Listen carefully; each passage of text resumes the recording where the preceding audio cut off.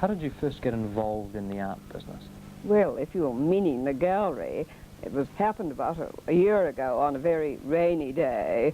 I was in my little dream world thinking if I'd like to have a place rather like a flat I had in Chelsea below the ground, and I felt this sort of thing was impossible. However, I found this little cottage, and I thought this is just absolutely right to show pictures, paintings, pictures and paintings of unknown artists, you know, and have a bit of fun, a bit of colour, and it's lent itself very beautifully. And has this personal dream turned out to be financially worthwhile? Well, I don't think of that side of it. Mind you, it'd be very nice if I was a millionaire, but if we can just make ends meet, this is all that's important. The fact that I can show work, people's work, children's work, and bring them to a little cozy place full of atmosphere, that's all that matters to me. Do you think it would be better for some of the lesser-known artists that you exhibit, would be better for them if they exhibited their work in more conventional surroundings? Well, they come here because they rather like the quaintness, and I think that's what draws the crowds. And we have about 250 people trying to get in on an opening day, which proves its popularity.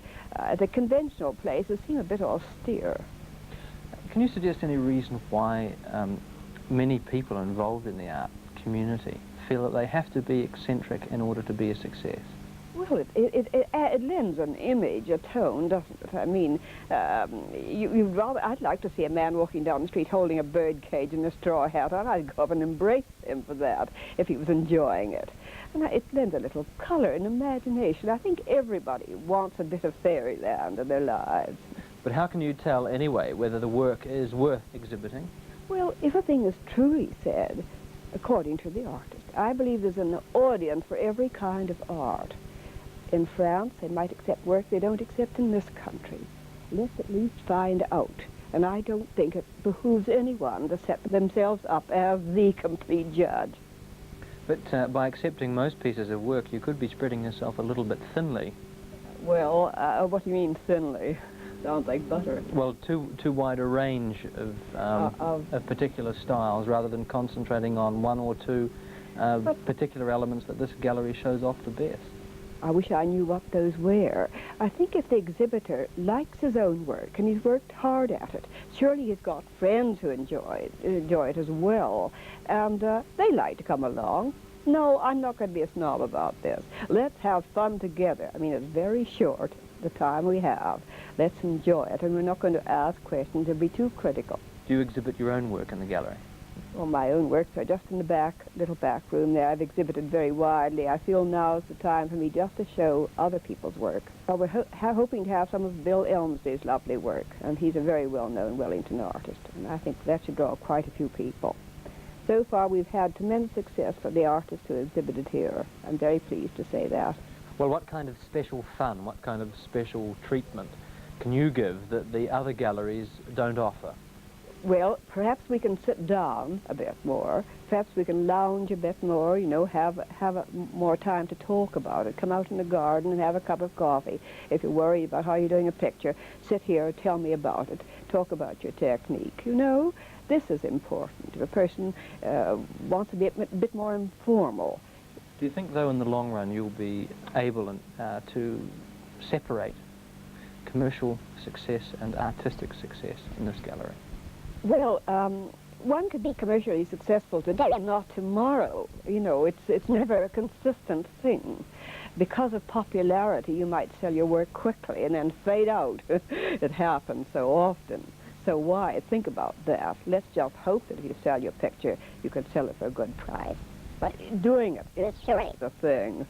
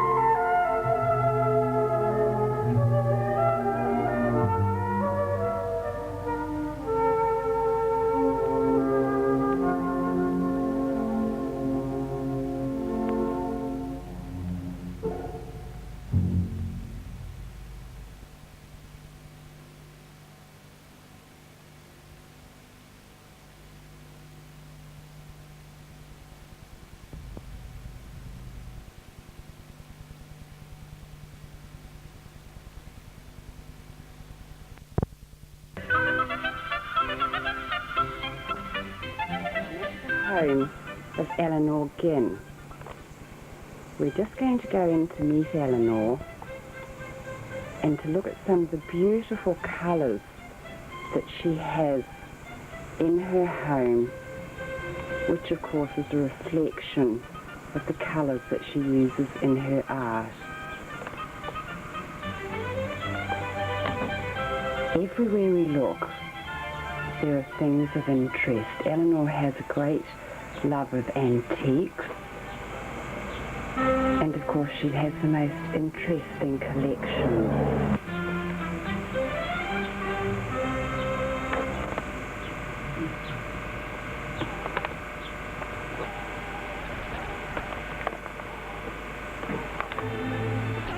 And the walls are lined with her beautiful paintings.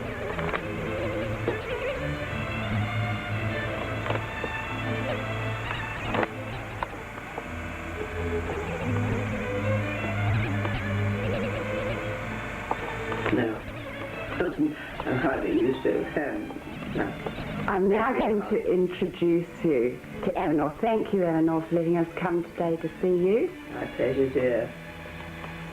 Eleanor, you weren't born in New Zealand. No, I was born in Canada. Some people wonder why, of course. And so how long have you actually lived in New Zealand? A long time? Well, I've looked at this view for 45 years. Sometimes I'm a bit screaming inside about it, but it is a glorious view. Let's have a look at that. And this is the view that Eleanor has looked at for 45 years. It's beautiful. From Eleanor's living room, we look right out across Manor Island, and I can quite see why she stayed here for 45 years. Eleanor, it's beautiful, isn't it? Don't kid yourself, I had no option. Now, Eleanor, how long have you been painting? Oh, well, I have been painting ever since I came into New Zealand, and about 5 years before then in London.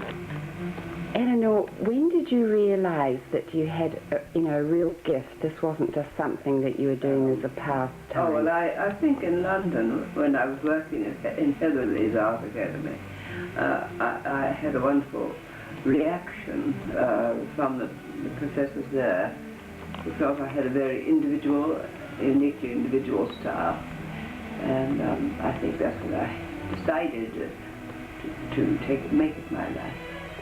And Eleanor, did any other painter influence you at all? I think possibly, as they say, Chagall. Marc Chagall. But I have taught him all he knows. So. You taught Marc Chagall? How wonderful.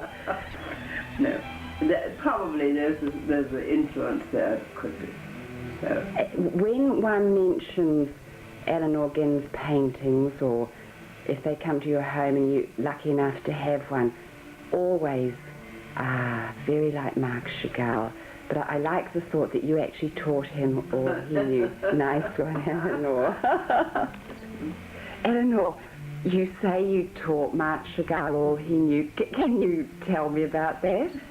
Well, in seeing his pictures, I realized that they were spiritual.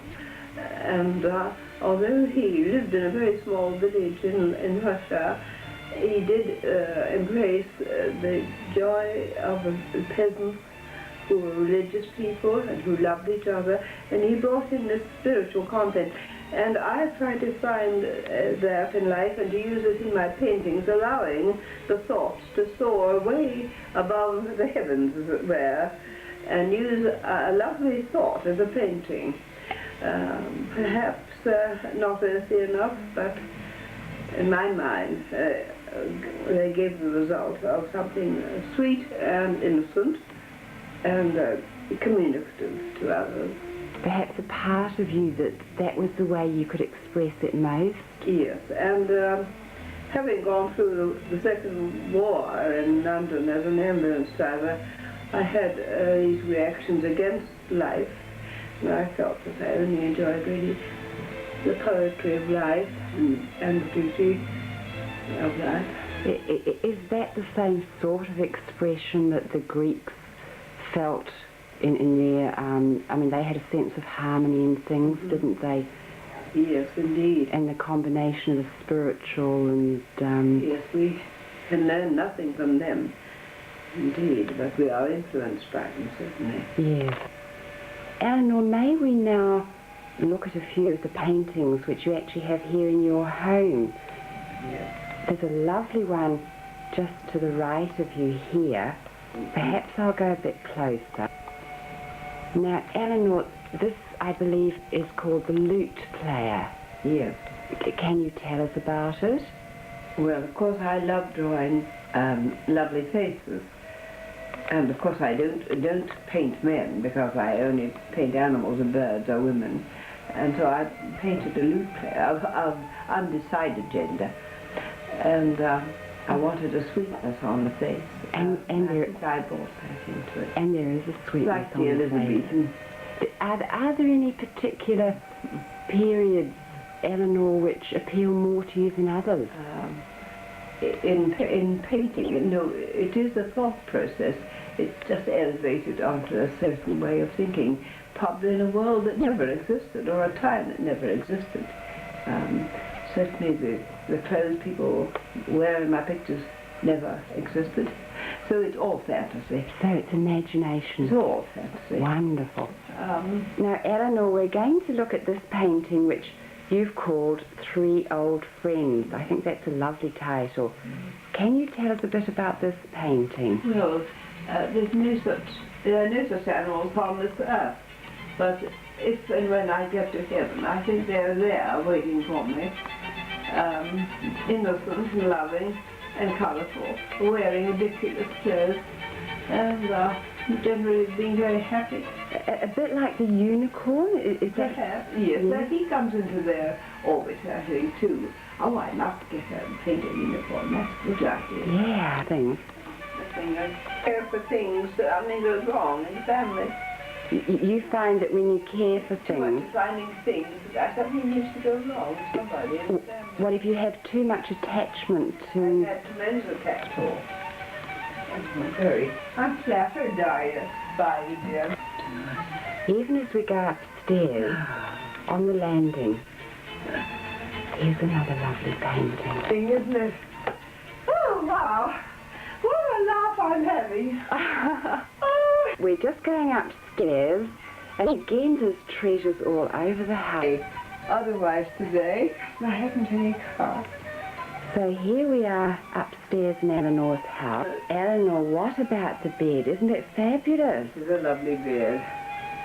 Now, Eleanor, this gift that you have, I believe that you have how many daughters? I have 5. 5 daughters. And I have Victoria is a photographer, and her book, The Spirited Earth, has been published by Rosole, Italian publishers in New York, and it's out at this month in Unity Bookshops. So your daughter has just published a book? Huge tome-like book of her travels through the Asian countries. She was the only Western woman who traveled to such remote places, and they were so beautiful, the pictures, that they were submitted to Rizzoli publishers in New York, who immediately accepted them for publication. And of course that was a unique honor in itself. It was accepted by such a marvelous firm. And also Chloe Hume has introduced the book in her own introduction there. You don't have a copy of the book? Yes, I have. Oh, actually. maybe perhaps we could have a look at that. Is that possible? Yes, it's here on the chair. We'll just go over and get a copy. Oh, here we are. And Eleanor, your daughter wrote this beautiful book, The Spirited Earth. Yes. Perhaps we could open it and look at some of the coloured... does it have colour inside? All colours. This is Victoria there. Land and climbed mountains that nobody had ever been on, and we met headhunters in certain islands, and endangered herself indeed, but came out with some magnificent pictures. And so this talent has come out. well, this is my daughter Victoria. I have a daughter, Joanna, who is also a good drawer. I just recently sold 2 painting portraits by a painter. And this is a lovely picture. And so try to do their thing, but also have the lovely side of them that's completely insane. Insane. Yeah. I like that. Yeah, that carried us through. You once told me, Eleanor, that you lived on the edge of insanity. Yes. And I know what you feel like. I used to feel like that when I had a container load of antiques arrive. Oh, did you? I did, and not going to bed for days on end. Oh, this is a fantastic book. And this is available at the Unity bookshop now, and a second shipment has arrived now from New York. It's quite expensive, but it's unique to the Western world. A beautiful book, thank you. Muriel Moody's things, you know Muriel. Of course, Muriel is at Eastbourne. Yes, and these are her things that we traded years ago for paintings. Of course, I used to love, Eleanor, the trading in things. Do you remember? Oh, I've still got it. As a matter of fact, I don't think I could have left you leave today without trading something with me. Do you remember you and Mary Allison yes. used to love trading? I do. And she used to, of course, love having your paintings. Yes. Remember one particular painting, too, in fact, went to Joan Sutherland, to Switzerland. Do you remember yes, that? That was a highlight. Oh, she came out and was absolutely enchanted. Oh. So there your paintings are in her home, one in Switzerland, actually, and one in Sydney. Isn't that great? It was great fun now. Yes.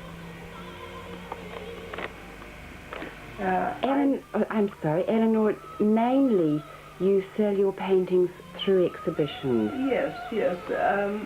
Mostly at the Molesworth Gallery, which I usually am booked into every 2 years. And I'm working up to the 26th exhibition next year. So right now you're actually working... Working, but slowly. Because I'm waiting for that wonderful impulse today. And you need to have that impulse. That happy one. Does it happen sometimes, Eleanor, that you want to paint and nothing will come? That's right. It's happening today. Yes, and that must be awful when that...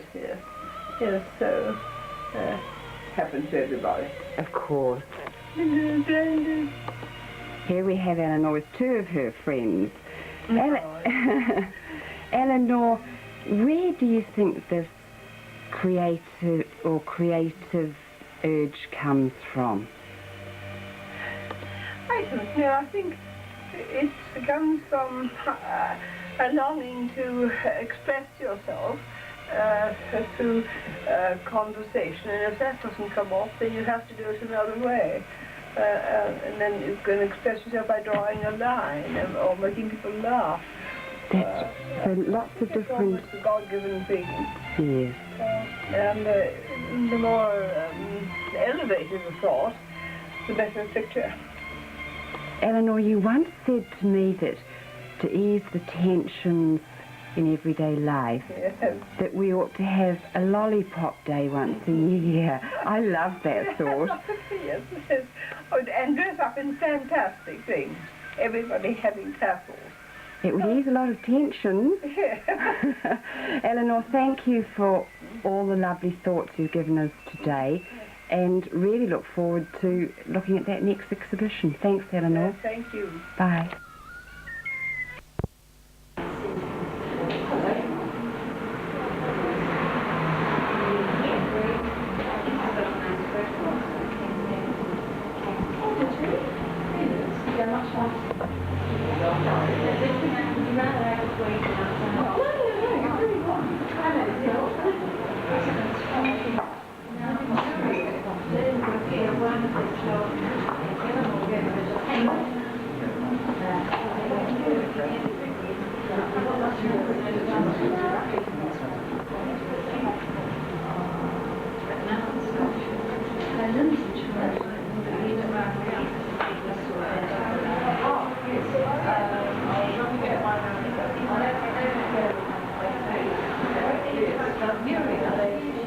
Yes.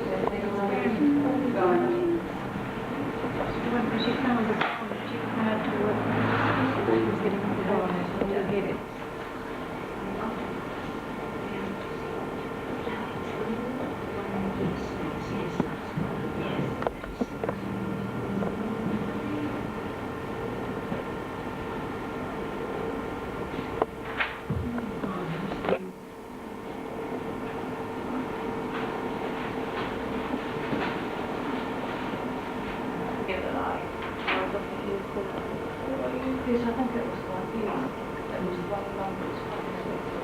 Well, it's two here. I thought you put on the phone it was 8, so you must.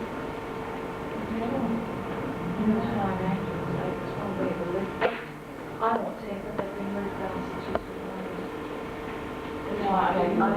I'm given one for you today, but you've given me, yeah, that was 200 and your picture because I love it.